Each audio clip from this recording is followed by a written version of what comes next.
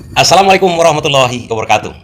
Pasti kawan-kawan bertanya, di mana miripnya kejadian penyakit Jokowi sekarang ini dengan kejadian pada waktu kapal Nabi Nuh dulu? Bukankah kapal Nabi Nuh itu ada penyelamat umat manusia pada waktu banjir besar? Ya, kalau mau tahu apa hubungannya dan kasusnya sangat mirip kawan-kawan. Sangat mirip. Ada juga penyakit yang berlaku pada waktu Nabi Nuh membuat perahunya.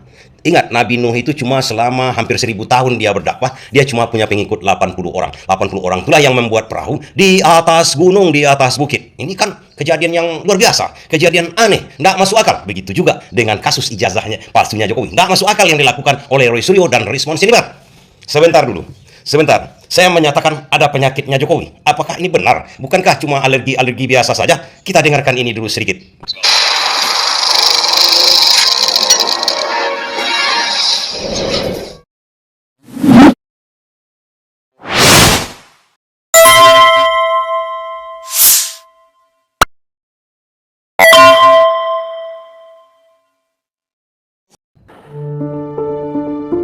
Di tengah masa pemulihan kesehatan, Presiden ke-7 RI Joko Widodo bersama Ibu Iriana mengajak anak dan cucunya berlibur.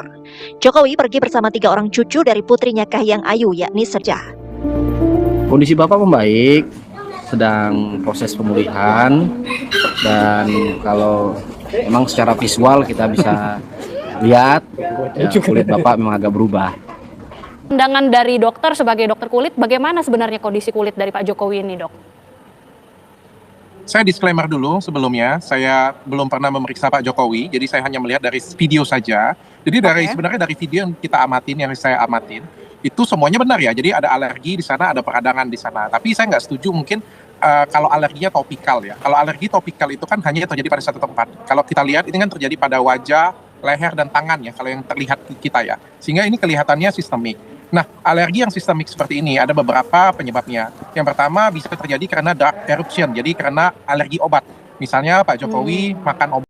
Artinya di sini memang ada penyakit, walaupun kondisinya kata Pak Jokowi sendiri dan asisten pribadinya, pengawal pribadinya mengatakan kondisinya makin membaik. Kan itu dikatakan oleh aspi Pak Jokowi itu. Dan bahkan kalau kita lihat sehari-hari, para pendukung Jokowi ini kan banyak dan selalu berkunjung ke rumahnya. Dan sekarang berkunjung ke rumah Pak Jokowi itu melalui CCTV. Ya artinya jangan sampai menular lah, kira-kira seperti itu kan. Selamat ulang tahun yang ke-64 Bapak Jokowi, semoga Clear dan clean, berarti memang ada penyakit. Apapun ceritanya, alergi, gatal-gatal, itu adalah penyakit. Lantas apa hubungannya dengan kapal Nabi Nuh? Perbuatan penyakit yang ada di kapal Nabi Nuh. Baik, kita mulai dari pertama. Adalah hal yang tidak masuk akal, Rismon dan Roy Suryo memperkarakan masalah ijazah palsunya Pak Jokowi. Seorang presiden, mantan presiden, diperkarakan masalah dicurigai memakai ijazah palsu untuk menjadi wali kota, gubernur, dan presiden. Hal yang sangat muskil. Sangat muskil juga pada waktu Nabi Nuh membuat kapal di atas bukit. Membuat kapal besar sekali di atas bukit. Dan diserukannya kepada semua umat manusia untuk membantu dia membuat kapal. Namun apa nih nyana? Berikutnya kejadiannya adalah Roy Suryo ditersangkakan. Dikadukan ke Barskrim. Dikadukan ke mana? Ke Polda Metro Jaya. Dikadukan ke Polda Metro Jaya. Nabi Nuh pada waktu membuat kapal sudahlah tidak mau dibantu. Didatangkan tai ke situ. Mereka berlomba-lomba, seluruh penduduk yang daerah umatnya Nabi Nuh, tempat dia menyiarkan agama itu, datang berbondong-bondong ke situ. Ngapain ini orang gila? Orang gila ini membuat perahu di atas bukit, membuat bahtera di atas bukit. Mereka berak beramai-ramai di situ. Asal ada rasa berak, mereka terjun ke situ. Mereka berak di dalam perahu Nabi Nuh. Coba bayangkan, bahteranya besar, mereka berak di situ. Berak terus-terusan, sampai penuh kapal Nabi Nuh itu. Ceritanya begitu. Begitu juga masalah ini sekarang. Begitu Roy Suryo mengatakan hal yang mustahil, banyaklah buzzer-buzzernya dari Jokowi, bahkan sampai mentersangkakan Roy Suryo. Mereka bergaung di media sosial, bahkan polisi pun agak bingung untuk menentukan palsu atau tidaknya ijazah Jokowi, karena waktu pembuktian di Barskrim itu tidak membuat sebuah kepastian hukum namanya. Kenapa kepastian hukum? Sebuah pengujian forensik, pengujian ilmiah, katanya scientific crime investigation, sebuah hasil penyelidikan saintifik seharusnya bisa diuji kapan saja, di mana saja, ya di mana saja, oleh siapa saja. Tapi ini tidak. Mereka mengatakan ini oleh identik segala macam. Bahkan yang terakhir ini, ada lagi 7 ahli yang akan dibawa oleh polisi untuk pembuktian ijazah itu. Tapi menurut Ahmad Hosinuddin, saya lebih percaya dengan kata-kata Ahmad Hosinuddin ini. Salam. Saya mau tanya Bang Rifai dulu. Okay. Bang Rifai, kalau memang ijazah Pak Jokowi ini diyakini asli, kenapa harus sampai melibatkan 7 ahli untuk membuktikannya dan menghabiskan energi sebanyak itu? Sementara Bang Rifai pernah mengatakan bahwa membuktikan ijazah asli itu sederhana sebenarnya, autentikasi. Tadi, kenapa ada 7 ahli? Ini 7 ahli nggak ada kaitan ijazah nih. 7 ahli ini adalah untuk menguatkan laporan kami. Kami kan melaporkan ada 310, 311, 2. Ya, sebenarnya lagi-lagi ya, kalau kita konsisten menghormati asas hukum, terutama presumption of innocence, azas praduga tak bersalah, semestinya sampai hari ini tidak muncul klien kami Roy Suryo dan kawan-kawan itu muncul dalam pemberitaan sebagai terlapor dan seterusnya begitu. Bahkan di penyidik pun sampai hari ini belum muncul siapa yang terlapor, masih dalam lidik. Makanya inisial pun sampai hari ini kami tidak tahu. Tapi itulah apa yang harus dialami oleh klien kami terima, namanya sudah begitu rupa, dianggap melakukan kejahatan yang luar biasa, padahal hanya melakukan penelitian, penalahan terhadap sebuah dokumen, yang kesimpulannya boleh saja berbeda dengan yang lain. Makanya harusnya hari ini ya, penyidik menggunakan asas hukum in dubio pro reo. Kalau ragu-ragu, lepaskan. Maksudnya begini, kalau ragu-ragu sebuah tindakan itu apakah dianggap sebagai penghasutan, ya sudah lepas saja, jangan memaksakan mencari ahli bahasa untuk memasukkan keterangan orang di dalam sebuah podcast atau dalam wawancara media yang sebenarnya itu adalah bagian dari kemerdekaan menyampaikan pendapat, apalagi pendapat berdasarkan ilmu, ditarik seolah-olah ini menjadi penghasutan, ditarik-tarik seolah ini kabar bohong, ditarik seolah-olah ini menjadi pencemaran, ditarik seolah-olah ini menjadi fitnah, ditarik seolah-olah ini menjadi suatu tindakan yang dianggap melanggar undang-undang ITE. Jadi kalau saya lihat ini modus operandi mirip seperti kasus Bambang Tri.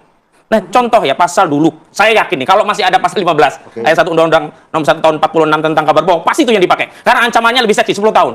Tapi di laporan, 5 laporan yang dikonsolidasi oleh Polda, itu pakai pasal 28 ayat 3. Substansinya sama, kabar bohong. Tapi di situ ada syarat, yakni menimbulkan kerusuhan. Tapi kerusuhan itu tidak ada, nanti akan dipaksa. Nah, ahli ini yang ngomong nanti. Sama seperti kasus Gus Nur, kasus Bambang Tri. Dulu kena pasal 15 ayat 1 Undang-Undang 1 tahun 46 itu kan harus ada unsur menerbitkan keonaran di kalangan rakyat. Kan nggak ada keonaran saat itu. Nah, ahli inilah yang dipakai. Apa coba? Perdebatan di sosial media pro kontra itu dianggap keonaran di kalangan rakyat. Lalu seolah-olah unsur pidana kabar bohong yang menerbitkan keonaran di kalangan rakyat itu terpenuhi. Berdasarkan apa? Pendapat ahli. Akhirnya apa? Kasus ini tidak lagi diadili berdasarkan bukti, diadili berdasarkan fakta, tapi diadili berdasarkan opini. Opini siapa? Opini ahli-ahli ini yang disiapkan. Tapi kan fakta-faktanya sedang dalam pembuktian. Justru faktanya nggak ada, datanya nggak ada. Contoh, kan Ade Arif Sam yang bilang, Kombes, yang menyatakan ditanya oleh media, ini buktinya fotokopi atau asli? Fotokopi. Berulang kali fotokopi. Mana ada nilai pembuktian ijazah fotokopi dalam sebuah proses? Harusnya kalau memang fokus mau menegakkan hukum, mencari kebenaran, menegakkan keadilan, bukti itu yang disita, bukan nyari-nyari ahli. Saya contohkan ya, misalnya nanti ahli psikologi massa, ahli psikologi forensik, ahli yang katanya nanti ada ahli bahasa. Bahasa-bahasa yang sifatnya umum itu akan ditarik ke dalam unsur pidana. Nah, disitulah proses kriminalisasi yang terjadi. Sebenarnya ini penyidik ragu. Kalau nggak ragu, misalnya kasus pencurian ya, benar-benar kejahatan ya, orang mengambil barang sebagian atau milik orang lain yang bukan miliknya, ada barang buktinya, ada saksi, cukup. Oh, ini kamu nyuri, kamu jahat. Lah ini karena polisi ragu, cari pendapat ahli. Ahli itulah yang nanti untuk dikonstruksi melakukan kriminalisasi terhadap klien. Begitu. Polisi. Jadi, kalau kita ibaratkan Roy Suryo kan membangun kapal itu, menunjukkan kebenaran kepada umatnya.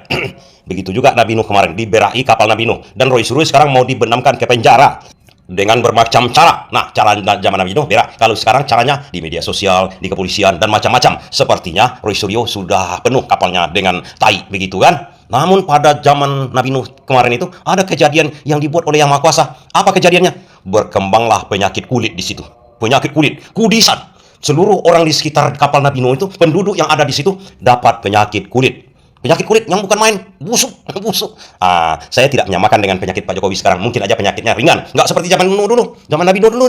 Meruyak kawan-kawan, bernanah, berlalat-lalat. Tapi yang anehnya, tetap juga mereka berak ke situ. Sampai hampir penuh itu kapal Nabi Nuh itu. Adalah kejadian orang tua satu orang tuanya jangan dipersepsikan dengan Pak Jokowi yang lagi juga dilanda penyakit kemalangan sekarang. Ada satu orang masih berak juga di situ, masih seperti sekarang, masih berkuar-kuar. Para buzzer-buzzernya, pendukung-pendukungnya itu berkuar-kuar, mau menghabisi kapalnya itu sampai penuh. Kalau sekarang di media sosial beraknya itu kan. Terus tapi malang orang tua ini sudahlah rabun, jelek, kemudian tua, penyakitan, masih berak juga di situ. Sama juga dengan kejadian buzzer-buzzer sekarang. Jatuh orang tua ini yang sudah dapat penyakit parah ini, jatuh ke dalam kubangan tai itu. Udah penuh perahu Nabi Nuh itu, penuh situ. Kemudian dia merangkak keluar dengan tai di seluruh badannya. Orang tua lah, nggak mandi dia langsung. Di rumah dia mandi. Keajaiban kawan-kawan, keajaiban. Sembuh seluruh penyakitnya itu, sembuh. Karena masuk ke dalam, mencemplung ke dalam tai itu.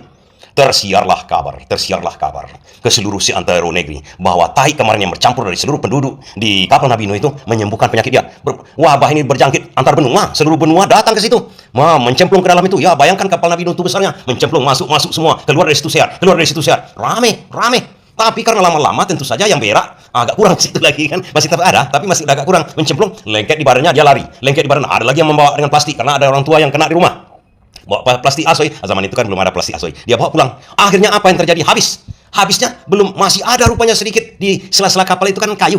Datang orang itu ada inovasinya. Dia siram kapal Nabi Nuh, dibersihkan dari atas, bersihkan betul. Kemudian airnya itu dibawa. Sembuh juga rupanya Nuh. Datang lagi yang lain, dibersihkan lagi sampai clear dan clean kapal Nabi Nuh itu. Apa hubungannya dengan penyakit Pak Jokowi? Barangkali saja, tapi ini saya tak mengatakan apa-apa ya. Dari awal sebenarnya Pak Jokowi ini memperlihatkan ijazahnya kepada publik, kemudian mau diperiksa-periksa lah, mau asli-asli lah, semuanya terbuka semuanya. Sama juga pada waktu Nabi Nuh, kemudian membuat kapal, umatnya datang membantu dan tidak memberai.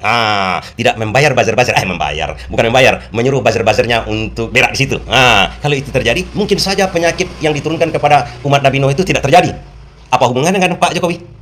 Kalau mungkin saja, kalau Pak Jokowi katakan terus terang, bisa jadi, ini kemungkinan, bisa jadi, oh ijazah saya ini silakan diperlihatkan, saya tak mau lagi buzzer-buzzer, saya tarik buzzer-buzzer itu semua, ini perlihatkanlah. Ya mudah-mudahan dari segi penyakit kita tidak tahu, itu Tuhan yang mengetahui kan, karena penyakit itu didatangkan oleh Allah, kemudian yang mengambil penyakit itu adalah Allah juga. Dokter-dokter ini cuma jalan penyembuh kan, itu orang Islam kan, orang yang percaya Nabi Nuh, orang yang percaya kepada agama, begitu kan konsepnya. Barangkali kita sarankan kepada Pak Jokowi untuk memperlihatkan saja, seperti dari awal, seperti kata Megawati, seperti kata Yusuf Kala, seperti Anies Baswedan, seperti semua tokoh-tokoh mengatakan, coba perlihatkan saja, jangan disembunyikan. Itu bukan gambar porno kok, bukan terlarang kok diperlihatkan. Hanya ada orang yang bertanya, kenapa harus diberai dia? Harus diberai Roy Suryo dan Risma Suryani ini, Pak? Kan begitu? Mungkin, tapi saya tidak bisa menjamin karena itu Tuhan yang punya kerja. Dan ini kejadiannya bukan di zaman Nabi Nuh. Barangkali saja, minimal untuk mengurangi stres Pak Jokowi. Karena menurut dokter-dokter banyak juga faktor stres itu membuat penyakit juga, ya kan?